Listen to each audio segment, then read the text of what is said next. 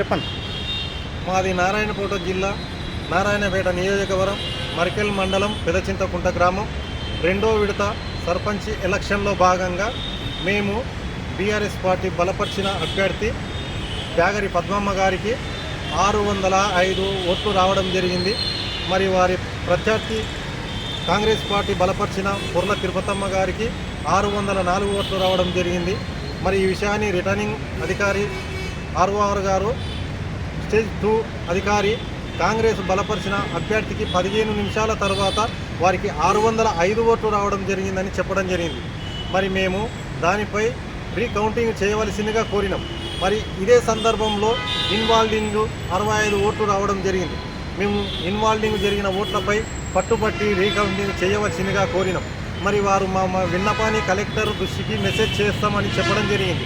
ఒక 15 నిమిషాల తర్వాత కాంగ్రెస్ పార్టీకి వారు తలొగ్గి కాంగ్రెస్ పార్టీ ప్రలోభకు గురి చేసి మరి వాళ్ళు కాంగ్రెస్ బలపరిచిన అభ్యర్థి తిరుపతమ్మ గారు ఒక ఓటుపై వచ్చిందంటూ 605 ఓట్లు వచ్చినవి చెప్పడం జరిగింది. ఇది ఎక్కడి న్యాయము? మొదటిసారిగా మేము బీఆర్ఎస్ పార్టీ బలపరిచిన అభ్యర్థికి ఒక ఓటు మెజార్టీ ఉందని చెప్పడము, మరి 15 నిమిషాల తర్వాత కాంగ్రెస్ బలపరిచిన అభ్యర్థికి ఒక ఓటు ఎక్కువ రావడం జరిగిందని చెప్పడము ఇది అన్యాయం కాదని నిలదీయడం జరిగింది. మరి మా విషయానికి వస్తే వారికి కాంగ్రెస్ పార్టీ ఎన్నో ప్రలోభాలు పెట్టి ఒత్తిడి చేసి ఎట్టి పరిస్థితుల్లో పెదచింతకుంటలో కాంగ్రెస్ బలపరిచిన అభ్యర్థి జరగవలసిందిగా వాళ్లకు ఇన్ఫర్మేషన్ ఇవ్వడం జరిగిందని మేము అనుమానం చేస్తున్నాం. మరి దీనిపై రీకౌంటింగ్ చేయవలసిందిగా మేము కోరడం జరిగింది. మా విషయాన్ని, మా విన్నపాన్ని ఆ అధికారులు ఎవరు పట్టించుకోలేదు.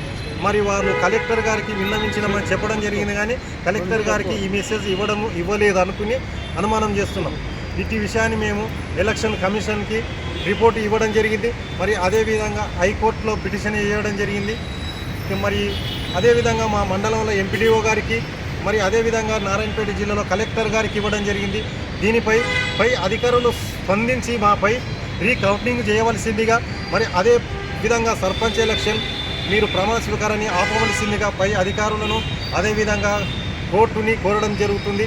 ఎలక్షన్ కమిషన్ దీనిపై దృష్టి పెట్టి మాపై నమ్మకంతో, మీపై విశ్వాసంతో, ప్రజలు మీపై ఉన్న విశ్వాసాన్ని మాపై అభినందించవలసిందిగా మేము కోరడం జరిగింది.